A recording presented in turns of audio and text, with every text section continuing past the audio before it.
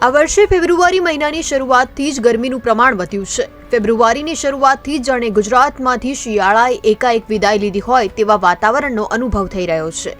ત્યારે હવામાન વિભાગ દ્વારા આગામી 24 કલાક બાદ ગરમીથી રાહત મળવાની શક્યતાઓ વ્યક્ત કરવામાં આવી છે। તેમજ હજુ પણ આજનો દિવસ દરિયાકાંઠાના વિસ્તારોમાં येलो एलर्ट जाहिर कराયું છે। सिस्टम एक हमारा नॉर्थ वेस्ट राजस्थान के ऊपर है, साइक्लोनिक सर्कुलेशन परसिस्ट कर रहा है। उच्चतम तापमान में अभी डाउन होगी, लघुतम तापमान में भी डाउन होगी और उच्चतम तापमान में अगले 24 आवर तक।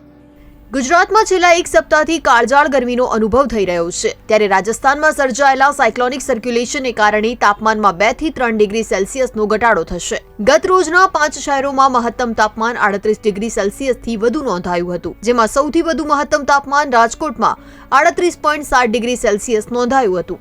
આ ઉપરાંત અમદાવાદ અને વડોદરા શહેરનું તાપમાન 36.8 ડિગ્રી તેમજ સુરતનું મહત્તમ તાપમાન 38.4 ડિગ્રી સેલ્સિયસ નોંધાયું હતું। दिव्य भास्कर માટે ધ્વનિ મોદીનો રિપોર્ટ। શેર એન્ડ ડાઉનલોડ કરો દિવ્ય ભાસ્કર એપ।